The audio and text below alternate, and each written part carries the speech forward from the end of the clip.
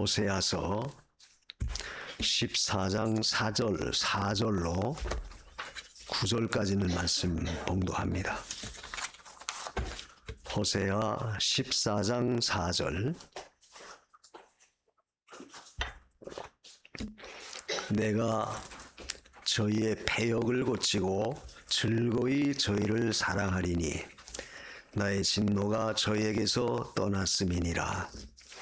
내가 이스라엘에게 이슬과 같으리니 저가 백합화같이 피겠고 레바논 백향목같이 뿌리가 박힐 것이라.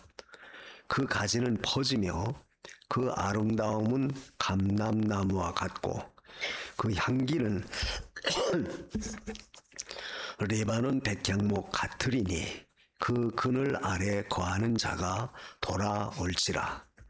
저희는 곡식같이 소송할 것이며 포도나무같이 꽃이 필 것이며 그 향기는 레바논의 포도주 같이 되리라. 에브라임의 말이 내가 다시 우상과 무슨 상관이 있으리요 할지라. 내가 저를 돌아보아 대답하기를 나는 푸른 잣나무 같으니 내가 나로 말미암아 열매를 얻으리라 하리라. 누가 지혜가 있어 이런 일을 깨달으며 누가 총명이 있어 이런 일을 알겠느냐. 여호와의 도는 정직하니 의인이라야 그 도에 행하리라. 그러나 죄인은 그 도에 거쳐 넘어지리라. 아멘. 9절에 있는 말씀까지 봤습니다. 네, 오늘 우리가 이 말씀을 통해서 함께 은혜를 나누려고 하는 것은 거기 4절에 있는 말씀처럼 저희의 패역을 고치고 즐거이 저희를 사랑하겠다.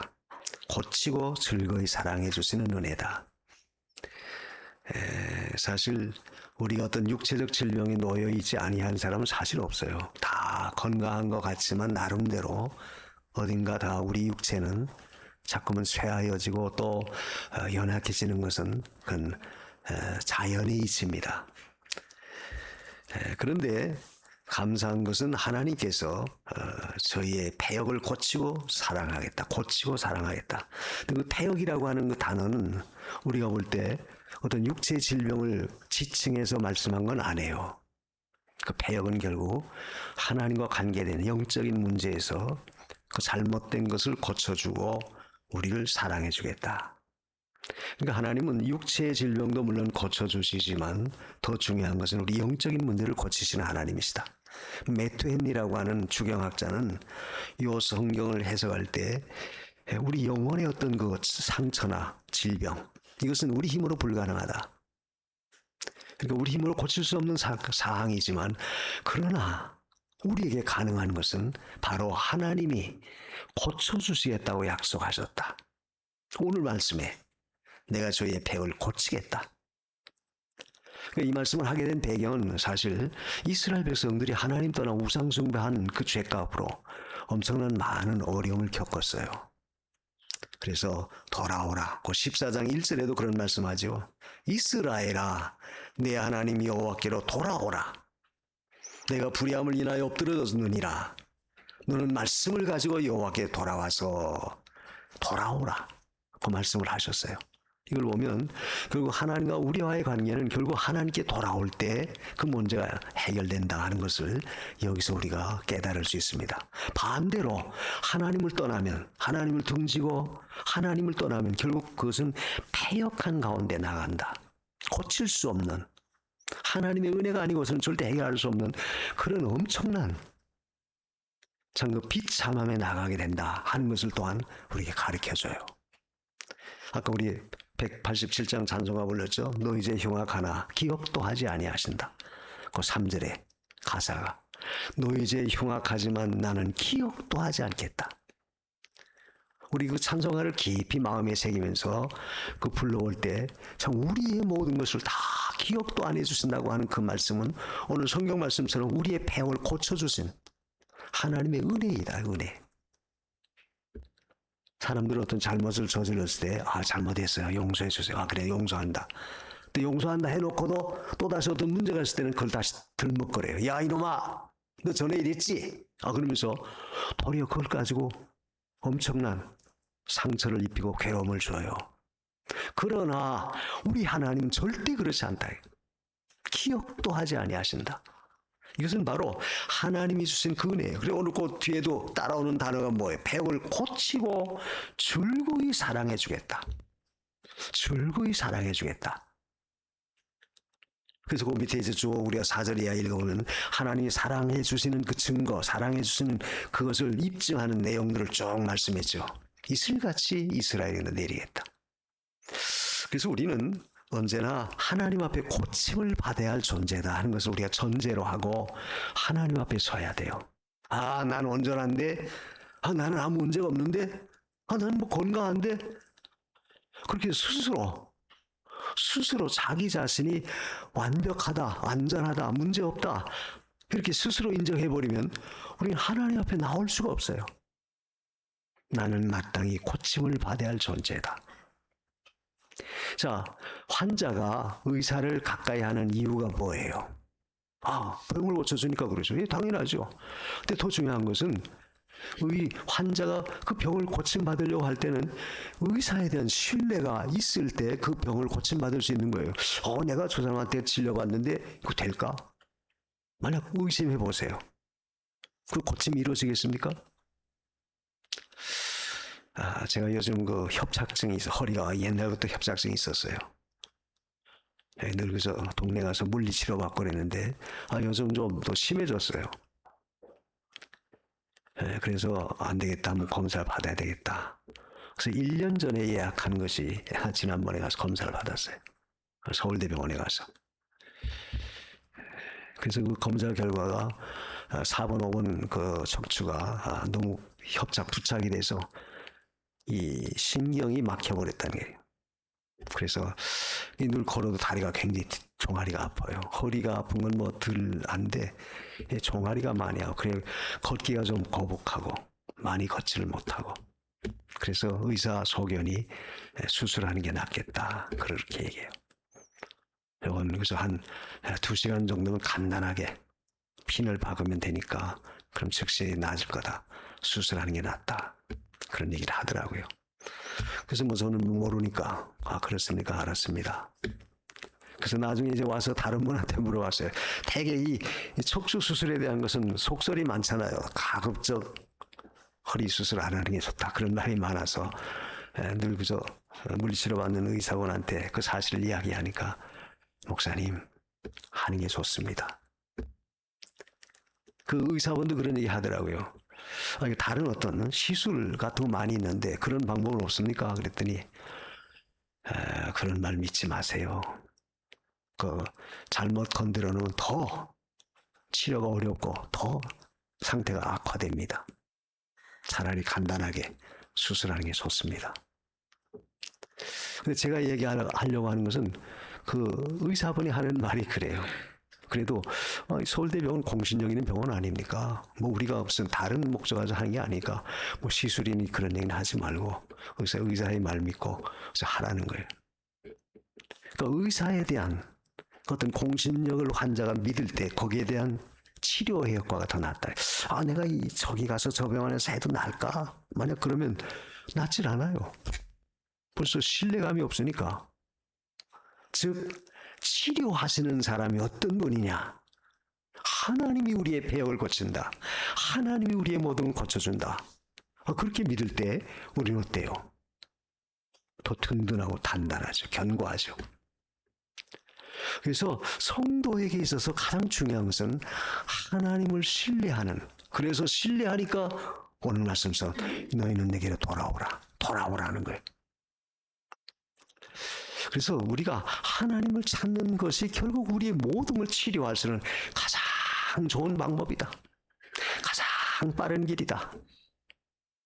그래서 이 폐역이라고 하는 것은 아까도 말했듯이 어떤 육체 질병을 말하는 게 아니고 이 폐역이라는 것은 하나님을 등진 상태를 폐역으로 말하는 거예요. 그러니까 이스라엘이 어떻게 하나님 등져요? 하나님이 이스라엘을 얼마나 사랑하셨어요? 우리가 신명기 7장 7절을 읽어보면 내가 열국 가운데 너희를 사랑하는 이유가 뭔지 아느냐? 너희를 택한 이유가 뭔지 아느냐? 너희 수요가 많아서 택한 것도 아니다. 너희 나라가 너희 민족이 우세해서 택한 것도 아니다. 다만 너희를 사랑함으로 선택했다. 그 신명기 7장 7절과 8절에 보면 그런 내용이 나와요. 너희가 열국보다도 보잘 것 없지만 너희를 사랑하기 때문에 내가 너희를 택했고, 그리고 너희 열조, 즉 아브라함에게 약속한 약속이 있기 때문에 그 약속을 지키기 위해서 내가 너희를 택했다. 그 말씀을 해요. 그 말씀은 오늘 우리에게도 그대로 적용이 돼요. 하나님이 우리를 사랑하시는 것은 사랑받을 만한 조건과 자격과 가치가 있어서가 아니고 전적 하나님의 무조건적인 은혜예요. 그래서 그 밑에 오늘 본문에도 즐거이 사랑한다고 하는 그 단어는 여러 의미가 있어요. 즐거이 사랑한다. 조건이 없이 사랑한다 그 말이죠. 성도가 하나님께로부터 받은 이 은혜는 엄청난 거예요. 문제는 환자가 의사를 신뢰할 때 그 질병을 고칠 수 있듯이 우리 영적인 영혼의 문제를 해결하시는 하나님을 전적으로 신뢰할 때, 의지할 때 우리는 우리의 모든 것을 고침받을 수 있어요. 해결받을 수 있는 겁니다. 그래서 오늘 말씀을 통해서 우리가 세 가지 의미로 그 대지를 나눠 생각해 보려고 하는데, 첫째는 뭐냐? 고치시는 하나님입니다. 고친다. 폐역을 고친다. 질병이 아니에요. 근데 폐역을 고치면 질병도 고침받을 수 있는 겁니다. 거기 다시 자연이 부수로 따라가는 거예요. 그래서 이 폐역이라고 하는 말은 아까도 설명했지만 하나님 등진 거예요. 아담과 하와가 하나님 등졌습니다. 에덴 동산이라고 하는 그 복락을 누리는 그 좋은 축복된 그 자리에 살고 있으면서 그만 하와가, 아담이 하나님 등졌죠. 누구를 바라봐요? 뱀, 마귀를 바라봐요. 뱀을 바라보니까, 마귀를 바라보니까 결국 마귀가 말하는 그 말이 귀에 쏙 들어와요. 네가 먹으면 하나님처럼 된다. 그래서 이 마귀의 말은 결국 뭐예요? 거짓이죠. 마귀는 거짓의 압이라고 하지 않았습니까? 요한복음 8장 44절에. 거짓의 압이에요. 또 그것은, 그들이 말하는 거짓은 언제나 우리에게 달콤해요. 먹는 날엔 죽는다. 듣기 싫은 말입니다. 무서운 말이에요. 경계하는, 에이, 누구나 좋아하지 않습니다. 그러나 하나님처럼 된다. 얼마나 달콤해요. 얼마나 좋아요. 내가 선악과 먹으면 하나님처럼 돼? 그 유혹에 그만 빠져나가갔다. 왜 등지느냐? 왜 하나님을 떠나느냐? 그 이유가 결국 우리는 대개는 하나님 없어도 우리 할 수 있다. 하나님 없어도 우리 모든 거 다 유지할 수 있다. 괜찮다. 이런 사고방식, 이런 어떤 잘못된 그 믿음 때문에 결국 하나님을 자꾸 등진다. 그래서 우리는 언제나 하나님의 그 음성에 귀 기울이고 하나님의 인도하심을 잘 따라가는 것이 결국 우리가 모든 폐역을 고칠 수 있는, 우리의 근본을 해결할 수 있는 바탕이 되는 거예요. 그래서 우리는 언제나 다른 것에 절대 귀 기울여서는 안 돼요. 아까 마귀가 하나님 없이도 된다, 산다, 죽는 게 아니고 산다, 잘 된다는 거죠. 또 하나님의 존재를 인정하지만 결국 하나님이 우리가 너무 시키는 것이 규제가 많다, 이게. 아이들이 부모가 자꾸 잔소리합니다. 그럼 그 잔소리를 좋게 받아들이질 않아요. 싫어해요. 그러나 잔소리를 하는 이유가 뭡니까? 부모가 그 아이를 위해서 하는 거죠. 남의 자식 같으면 내가 말도 안 해. 내버려 둬요. 그러니까 내 자식이 내 아들이니까 자꾸 잔소리하는 겁니다. 그러니까 잔소리가 듣기 싫어도 그 잔소리는 결국 그 아이를 위해서 필요한 부모의 귀한 말이죠. 그와 같이 하나님께서 우리에게 이거 해라, 하지 말아라, 여러 가지 규제가 심하고 여러 가지 문제가 많은 것은 교회 나오면 왜 이렇게 하라는 게 많고 하지 말라는 게 많으냐. 그만두겠다. 그 자체는 결국 자기 자신을 속이는 거고 자기 자신을 비참하게 만드는 거예요. 아까 예를 들었듯이 아이에 대한 부모의 잔소리는 결국 그 아이의 유익을 위해서 하는 것처럼 하나님께서 말씀을 통해서 우리에게 해라, 하지 말라, 여러 가지 많은 규제와 규약을 들어서 우리에게 올겨매게 한다. 그럴 때 왜 그렇게 올겨매게 합니까? 왜 자유가 없습니까? 절대 그렇게 하지 말라는 거예요. 우리가 누가복음 15장 탕자 비유에서 쉽게 알죠. 그 둘째가 왜 아버지 곁을 떠나요? 잔소리 때문에 떠난 겁니다. 아버지 밑에 있으면 늘 잔소리가 심하다, 이게. 그러니까 차라리 내 몫을 주세요. 그럼 나 아버지 곁을 떠나서 내가 좀 자유롭게 독립해서 자유롭게 살아보겠습니다. 결말은 뭐예요? 결과는 다 허랑방탕했다. 나중에는 돼지가 먹는 그 열매조차도 충족하게 먹을 수 없는 아주 맨 밑바닥까지 내려가요. 근데 감사한 것은 그 아이가, 그 자식이 그걸 깨닫고 돌이키는 겁니다. 아, 내 아버지 집에는 나보다 풍족한 품꾼이 얼마나 많은가. 내가 아버지 집에 있었더라면 아들의 위치에서 아들의 지위를 가지고 아버지의 모든 걸 다 상속받을 그런 난데 내가 왜 괜히 아버지 집을 떠났을까? 그 아버지 집을 떠난 것 자체가 오늘 말씀에 패역합니다. 그런데 왜 패역해요? 잔소리 때문에, 하라 하지 말라는 어떤 규제나 규약 때문에 간섭받기 싫다는 거예요. 여러분, 우리가 신앙생활하면서 하나님께로부터 간섭받는 것이 절대 그것이 나에게 어떤 규제가 되는 것을, 얽어매는 것을 그렇게 생각하지 마세요. 그것이 있음으로 인해서 결국 우리가 사는 겁니다. 주일 잘 지켜라, 주일 범하지 말아라, 예배 잘 드려라, 기도 생활해라, 뭐 전도해라, 봉사해라, 술 먹지 말고 담배 먹지 말아라, 방탕한 길로 가지 말아라. 그러니까 누가 레위기 11장에 보면 먹는 규례에 대해서도 많잖아요. 너희가 고기를 먹되 쪽발 갈라지지 아니하고 새김질하지 않는 것은 절대 먹지 말아라. 그건 부정하다. 그 돼지는 쪽발은 갈라졌지만 새김질이 없기 때문에 구약시대 때는 부정한 식물이라서 먹질 못했어요. 물론 신약시대에 와서는 그 모든 규례가 다 이제 해제가 돼서 상관없지만, 근데 그 말씀이 주는 가장 중요한 것은 너는 성별된 존재다 그 말이야. 쪽발이 갈라졌다라고 하는 구별된 삶을 살라는 거예요. 그리고 늘 책임질하라는 것은 말씀을 깊이 책임질하라. 그것은 결국 너는 어떤 존재냐? 성별된 자다. 구별된 자다. 그 구별된 자는 결국 어때요? 해라, 하지 마라. 하나님의 그 규제가 있다. 그래서 우리가 하나님께서 우리에게 말씀하는 그 모든 일들을 우리는 그것을 달갑게 여기지 않도록 그렇게 하세요. 아, 하라는 것도 이유가 있으니까 하라는 거구나. 하지 말라고 말씀하는 것도 하지 말아야 내가 복 받으니까, 잘 되니까 하나님 그렇게 말씀하시는구나. 이렇게 믿음으로 받아들일 때 우리는 패역함에서 떠날 수 있다. 패역하지 않는다. 등지지 않는다 그 말이에요. 그리고 한마디로 말하면 왜 우리가 패역해요? 왜 하나님을 등집니까? 결국 교만입니다. 자기 교만, 자기 주장, 자기 주의에 너무 몰두하고 거기 사로잡혀요. 나라고 하는 주관이 너무 강하고 하나님이나 하나님 말씀에 대한 것은 자꾸 내가 그걸 배척해버려요. 그러니까 어떻게 돼요? 패역한 거예요. 하나님을 자꾸 떠나고 내 마음대로, 내 고집대로, 내 주관대로, 내 하고 싶은 대로, 내 멋대로 한다. 성경은 이렇게 말씀했는데, 야, 그 성경 말씀이 오늘날 이 시대에 맞냐? 엉뚱한 소리 한다. 하나님 말씀은 시대에 관계없어요. 하나님은 영원히 사는 금단의 말씀으로 우리에게 필요하니까 모든 걸 주신 것이다. 그래서 왜 이 말합니까? 우리가 패역한 모습을 하나님 앞에 절대 보여서는 안 된다. 그런데 감사한 것은 그런 패역도 내가 고치겠다. 오늘 본문에 그랬죠. 이사야 1장 18절에 뭐라고 그랬습니까? 오라. 여호와께서 우리에게 오라. 나와 변론하자.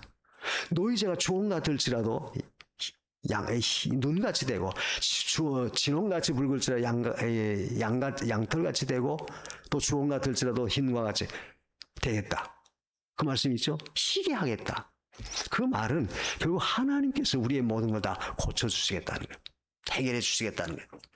그래서 이스라엘 백성들은 항상 하나님의 이런 그 규약된, 규제된 말씀 속에서 그 은혜 가운데 거할 때 우리가 안전하지, 그걸 벗어나면 결국은 하나님을 등지고 떠나게 된다. 그렇게 될 때 그건 문제가 세요. 그래서 우리 믿는 사람이 언제나 신앙생활에 여러 가지 많은 문제 때문에 우리가 그것을 기피하는 그런 자리에 절대 서서는 안 돼요. 요즘 젊은 사람들, 청소년들 자꾸만 교회를 떠나요. 아니, 시대가 어떤 시대인데 코리타분하게 옛날 같은 그런 말씀 꼭 우리가 들어야 됩니까? 그렇게 해야 됩니까? 아니, 시대가 어느 시대예요? 로봇가 말하고 로봇가 사람처럼 행하는 그런 시대인데 뭐 성경에는 그 옛날 코리타분한 그런 대로 우리가 지켜야 됩니까? 아무리 AI 시대고 아무리 로봇 시대고 별의별 시대라 할지라도 우리의 생명을 주관하시는 이는 누구냐? 하나님이십니다. 하나님의 근본을 우리가 어겨서는 안 돼요. 그래서 자꾸만 젊은이들이 교회를 떠나죠. 그렇다고 해서 교회가 그걸 붙들기 위해서 성령 다 내놓고 그들이 좋아하는 대로 따라가야 됩니까? 안 해요. 할 수 없어요. 그래서 우리는 이 패역한 그런 모습 속에 우리가 나가지 않도록 조심해라. 그리고 또 우리가 패역한 그 길로 가는 또 한 가지 원인은 뭐냐 하면 이 유혹입니다. 세상의 유혹. 달콤함. 아까 아담과 하와를 유혹한 뱀의 예를 제가 들었죠. 그들이 말하는 것은 언제나 이 달콤함이에요. 하나님처럼 된다. 왜 죽어? 안 죽어? 하나님처럼 돼. 얼마나 달콤해요. 잘 돼. 성공해. 너 성경대로 하면 될 줄 아냐? 주일 지킨다고 해서 주일날 가게 문 걸어 잠그고 장사도 안 하는데 네가 그 부자 될 수 있을 것 같아? 잘 될 것 같아? 사람의 생각으로는 어려워 보이죠? 안 될 것 같죠? 근데 하나님 그렇게 하라는 거예요. 근데 마귀는 뭐라고? 야, 장사해라. 대목인데. 하루만 문 열어서 대목장 보면 얼마나 많은 수입이 들어오는데. 마귀는 유혹해요. 달콤함입니다. 우리 신앙의 근본을 무너뜨리는 이 패역한 길로 가지 않도록 조심해야 될 것은 어떠한 유혹이 온다 할지라도, 달콤한 어떤 말이 있다 할지라도, 달콤한 모든 문제가 있다 할지라도 절대 우리가 말씀에 어긋난다면, 신앙에 위배된다면 절대 따라가서는 안 돼요. 요즘에 우리 사회의 이 증시, 이 주식이 굉장히 성행하죠. 그래서 비투 투자다 뭐 그런 말 하지 않습니까? 빚을 내서 거기 투자하면 일확천금을 당장 번다. 그래가지고 무슨 주식 주가가 뭐 거의 막 10,000포인트 가까이 올라간다. 뭐 8,000, 7,000, 8,000 뭐 막 올라간다. 그러니까 사람들이 뼈 빠지게 일해봐야 어떻게 돈 벌 수 있느냐. 그러니까 빚을 내서라도 투자하면, 증시에 투자하면 갑자기 일확천금 얻을 수 있다. 이게 빚투 투자가 많이 일어난다는 거예요. 제가 이런 예를 드는 이유는 세상은 언제나 우리를 달콤한 것을 유혹해요. 그런 것도 사실 우리가 신중하게 올바르게 잘해야 되죠. 그래서 우리는 언제나 하나님 앞에서 하나님을 떠나는 등지는 그런 일은 절대 우리가 해서는 안 돼요. 그런데 그것이 곧 말씀의 규제를 내가 떠나려고 하기 때문에, 간섭받지 않으려고 하기 때문에, 그리고 자기 멋대로 하고 싶은 어떤 유혹 때문에, 그리고 잘못된 지식, 편견 때문에 결국 그런 유혹에 넘어가는 거예요. 그래서 우리는 언제나 하나님의 말씀을 쫓아서 우리가 살아가는 것이 가장 안전하다. 오늘 14장 1절에도 하나님께서 돌아오라 그런 말씀했죠. 또 그 6장 호세아 6장 1절에도 돌아오라. 그럼 내가 너희 고치겠다 그런 말씀이 있어요. 돌아오라. 그래서 우리는 언제나 신앙의 근본에서 설 때 등을 지고 떠나는, 믿음을 떠나는 그런 일은 절대 하지 마세요. 그렇게 해보면 당장에 수지 맞고 잘 될 것 같아도 절대 그렇지 않다. 그리고 또 한 가지 오늘 말씀 속에서 중요한 것은 두 번째로 즐거이 사랑하겠다. 즐거이 사랑한다 하는 그 말씀은 결국 하나님께서 우리에게 지속적으로 계속 사랑해 주시겠다는 거예요. 그러니까 단회적 한 번, 한 반짝 사랑하고 마는 게 아니고 끝까지 책임지고 사랑해 주시겠다는 거예요. 아까도 말했죠. 우리가 잘못했을 때 그걸 용서해 줬지만 또 잘못이 또 드러나면 과거의 것을 자꾸 되씹어요. 그래가지고 그것 가지고 들춰내서 또 네가 지난날 이러지 않았느냐 자꾸 그러면서 들춰냅니다. 그렇게 되면 어떻게 돼요? 더 감정만 뽑아지죠. 사랑하는 게 뭐 사랑이야. 무슨 사랑이 저래. 도리어 반감만 쓰고 저 대척하게 돼요. 그러나 우리 하나님은 즐거이 사랑한다. 지속적으로 변함없이 과거 거 다시 묻지도 않는다. 너 이제 흉악하나 능하지 일 것이다. 그리고 다시 너희를 용서해 주겠다. 기억도 안 하겠다. 이게 하나님의 사랑이에요. 우리가 예레미야 31장 3절에 보면 내가 무궁한 사랑으로 너를 사랑하는 거로 인자함으로 너를 인도하였도다. 저는 그 말씀 굉장히 좋아해요. 다 뭐 좋지만 특별히 무궁한 사랑으로 너를 사랑하는 거로 인자함으로 인도한다. 사랑하니까 인자함으로 우리 인도해줘요. 근데 그 사랑이 무궁한 사랑이다. 조건이 없어요. 지속적으로 끝까지 책임져 주시는 사랑이에요. 근데 인간적 사랑 다른 모든 피조물의 사랑은 어때요? 언제나 조건적이고 제한적이고 그건 얼마 못 가요. 상황에 따라서 형편에 따라서 사랑은 얼마든지 바뀔 수 있어요. 나에게 좋게 해주든 사랑하지만 저 사람이 나를 등질 때 어떻게 해요? 원수가 돼요. 인간적인 것은 그렇지만 하나님은 절대 그렇지 않다. 그래서 고치고 즐거이 사랑하는 하나님의 은혜가 있다는 사실은 오늘 우리에게 엄청난 힘이 된다. 주님, 저같이 부족해도 또 잘못했어도 또 돌아오면 또 용서하시고 받아주시니 감사합니다. 이런 은혜의 역사가 우리 마음속에 늘 있어야 돼요. 그래서 즐거이 사랑해 주신다는 것은 결국 준비해 두신 사랑입니다. 어느 날 갑자기 그저 생각이 나서 마음이 그저 동해서 순간적으로 내가 너 사랑한다, 너 용서한다, 내가 너 도와주겠다. 그게 아니에요. 하나님은 지속적으로 벌써 무궁한 사랑으로 우리를 끝까지 선부터 사랑해 주신 겁니다.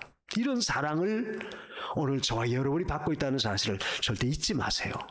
이 사랑 가운데 있는 것이 결국 우리에게는 그 은혜를 힘입어 나가는 거예요. 고쳐주시죠. 고쳐주시니까 그 다음에는 이런 사랑을 변함없이 나타내 주시는 겁니다.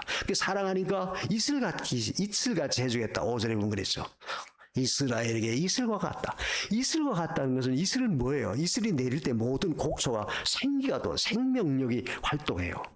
그 말은 우리의 생명의 역사를 불어넣어 주신다 이거죠. 하나님의 이슬 같은 은혜가 결국 우리 영적 생명을 다시 북돋아 주시고 또 레바논의 백향목같이 뿌리가 깊이 박힌다. 요동치 않게 해주겠다는 거예요. 어떠한 경우에도 하나님의 사랑을 입은 우리에게는 하나님이 절대 요동하지 않도록 우리를 붙잡아 주시겠다는 거예요. 세상은 요동치는 일이 얼마나 많습니까?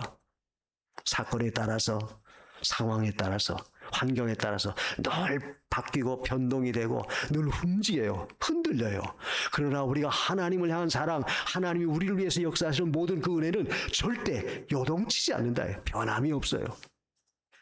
굳이 하나님 우리를 붙들어 주십니다. 그런 은혜 가운데 우리가 있음을 우리가 깨달아야 돼요. 나라고 하는 이 존재가 아무것도 아닌데도 하나님이 이런 지극히 큰 사랑으로 우리를 사랑해 주시는구나. 그래서 레바논의 백향목같이 뿌리가 박히고 또 가지는 퍼지고 아름다운 감람나무 같다. 이것은 곧 창성해지는 모든 면에 풍성하고 창성해지는 그 은혜를 우리에게 주시겠다는 거예요. 그러니까 한마디로 말하면 하나님의 사랑을 입고 있는 우리가 그 은혜의 역사가 굉장히 큰 것을 우리가 알아야 돼요. 그래서 지금도 하나님은 그 사랑을 해주시길 원하시는데 그 사랑 받기를 원한다면 우리는 늘 하나님께로 돌아오는 일을 해야 된다. 그 세 번째로 오늘 말씀 속에서 우리가 배워야 할 것은 결국 이런 고쳐주시고 사랑해 주시는 은혜를 입은 우리가 하나님 앞에 해야 할 일은 뭐냐? 바로 거기 8절에 있는 말씀입니다. 에브라임의 말이 내가 다시 우상과 무슨 상관이 있으리요 할지라. 다시 우상과는 상관이 없다.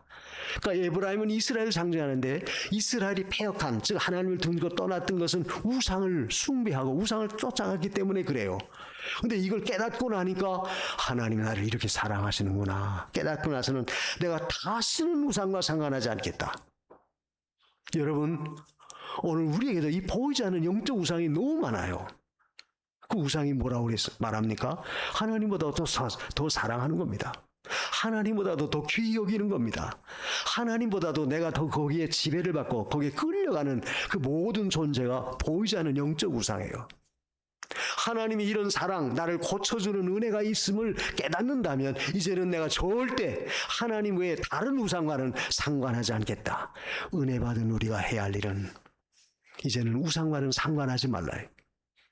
왜? 우상은 뭐예요? 아무것도 아닙니다.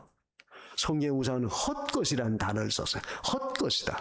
사람은 그것이 인간의 생사화복을 주관하는 어떤 신과 같이 존귀하게 여기고 숭배하지만 그 자체는 아무것도 아니다. 헛것이다. 인간의 수공물이다.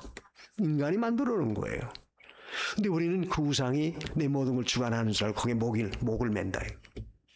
여러분, 하나님을 믿는 우리는 이 세상의 어떠한 세력, 어떠한 모든 지식, 어떠한 굉장한 어떤 능력 커 보여도 하나님 외에는 절대 그것이 우리의 숭배의 대상이 될 수 없어요. 의지하고 맡기고 따라갈 그런 존재가 아닙니다. 재물도 마찬가지죠. 재물은 우리 잠언에 보면 그랬죠. 날개를 달아 날아간다. 그 재물이 우상이 돼서도 안 되고, 사람이 우상이 돼서도 안 되고, 어떤 권력이나 명예 영광, 어떤 내 지식과 능력, 내 자신이 우상이 돼서도 안 돼요. 또 성경은 우상을 뭐라고 말합니까? 우리가 사무엘상 15장 22절입니까? 완고한 것은 사신 우상에게 절하는 죄와 같다. 완고한 것. 그러니까 자기 자신의 이 완고함, 자기 자신, 자기 주위에 꽉 빠져서 딱 그 틀 속에 내가 잡혀 있어요. 누가 뭐라 해도 나라고 하는 이 모든 틀을 깨뜨려 버리지 못하고 자기 고집대로, 자기 주관대로, 자기 하고 싶은 대로 제멋대로 나가요. 그게 바로 뭐예요? 완고한 자기 우상이에요. 다 그것을 상관없다, 깨뜨려 버리라. 그래서 성도는 하나님 외에는 우리가 의지할 대상도 없고, 하나님 외에는 우리가 사랑할 대상도 없어요. 그래서 은혜를 받은 우리가 해야 할 일은 뭐냐? 이제는 우상과는 상관이 없습니다. 멀리하라 그 말이에요. 내가 의지했던 거 다 내놓으세요. 또 두 번째는 그 9절에 보면 그 말씀이 있죠. 누가 총명이 있어 이러니 알겠느냐? 여호와의 도는 정직하니 의인이라야 그 도에 행하리라. 여호와의 도는 정직하기 때문에 의인이라야 그 도에 행한다. 은혜 받은 자가 해야 할 일은 그 도에 행하는 겁니다. 그 도가 뭡니까? 하나님 말씀이죠. 복음이죠. 그것을 통해서 우리의 모든 문제가 해결됐으니, 우리가 은혜 입은 우리는 이제부터 내가 할 일은 뭐냐? 언제나 하나님의 도에 행하라. 정직합니다. 정직하다고 하는 의미는 우리가 두 가지 의미가 있어요. 하나님이 우리를 위해서 섭리하실 모든 섭리는 조금 더, 우리를 위해서 조금 더 잘못된 것이 없다 그 말이에요. 인간이 아무리 모든 걸 잘 이치를 쫓아서 잘 관리하고 잘 이끌어간다 할지라도 사람이 할 수 있는 능력과 그 모든 범위는 불완전해요. 할 수 없어요. 자, 요즘 AI 시대다 떠들어대지만, 자 보세요. 지진 한 번 나니까 어떻게 돼요? 엄청난 인명피해가 나고. 그렇죠. 베네수엘라에서 그렇잖아요. 또 이번에 장마저 한 번에 비가 폭우가 쏟아지니까 또 엄청난 피해가 오고. 즉 이 말은 바꿔 말하면 인간의 노력이라고 하는 것은 하나님이 하신 그 영역을 감히 주관 못해, 침범 못해요. 그러나 여호와의 도는 정직하다. 즉 하나님의 섭리는 언제나 정직해요. 옳아요. 바릅니다. 그러니까 우리는 그 하나님의 섭리 가운데 있다는 그 자체만 믿고 의지해도 얼마나 감사해요. 어떤 형편을 당하든 어떤 문제에 당하든, 하나님의 섭리하시는 반드시 우리에게 유익하게 하신다. 정직하게 하신다. 또 정직하게 하신다는 그 말씀의 의미는 하나님의 심판은 또한 정직하다, 그런 뜻이에요. 심판이 정직하다는 말은 뭡니까? 하나님의 모든 판단은 절대 불공평하거나 불공정한 일이 절대 없다. 성경은 말하죠. 행한 대로 또 모든 걸 한다. 잘못했으면 거기에 대한 벌이 있을 거고, 잘했으면 거기에 대한 축복, 상급이 있을 것이다. 하나님의 심판은 언제나 정직해요. 그러니까 우리가 믿을 수 있는 겁니다. 세상은 그러지 못하죠. 세상은 무전유죄라는 말이 있듯이, 아무리 돈이 많아서, 죄가 많아도 아무리 돈 많으면 돈 가지고서 해결해요. 세상의 모든 것은 정직하지 못하고 공평하지 못하고, 우리가 신임할 수 없는 그런 역사지만 하나님의 하시는 역사는 절대 그렇지 않다. 여호와의 도는 정직하다. 하나님은 공평하게 공정하게 모든 걸 이루어 나가세요. 만약 여러분이 의롭게 바르게 했는데도 하나님이 나에게 복 주지 않았습니다, 해결해 주지 않았습니다, 내가 더 높은 더 어려운 이런 처지에 처하고 있습니다, 어떤 그런 불만이나 불평이나 하나님에 대한 어떤 불신하는 그런 마음이 있습니까? 그런 생각이 설령 들어온다 하더라도 기다리세요. 믿고 하나님 의지하고 기다려보세요. 하나님의 도는 정직하기 때문에 반드시 내가 행한 그 모든 의에 대해서는, 옳은 것에 대해서는 하나님은 반드시 보상해 주세요. 그래서 우리는 하나님의 섭리를 믿는다면, 하나님이 하시는 모든 이 판단을 믿는다면 우리는 언제나 그 은혜 안에 늘 거해야 돼요. 그래서 믿음의 길을 걸어갈 때 우리가 때때로 여러 가지 힘들고 어려운 과정이 있다고 해서 우리는 하나님과 등지는 그런 어리석은 행동은 절대 해서는 안 돼요.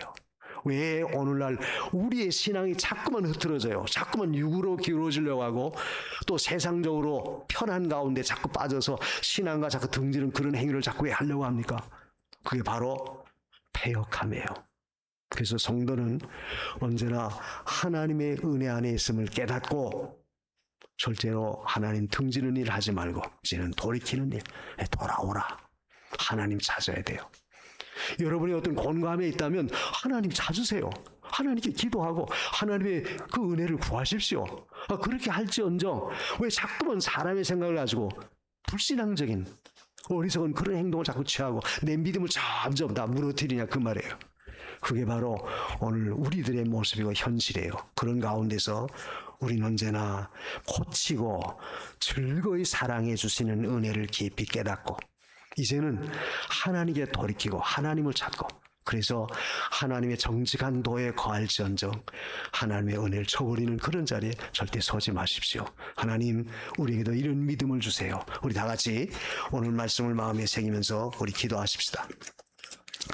하나님이 우리의 모든 걸 고쳐주신다는 것을 얼마나 감사해요. 육체의 질병도 고치시는 하나님입니다. 그 하나님이 계시다는 건 얼마나 든든해요. 믿고 의지하고 그분께로 돌이켜야 돼요. 돌아오라. 이 믿음 주님 저에게 주옵소서. 우리 다 같이 한 목소리로 기도합니다. 고맙고 감사하신 하나님.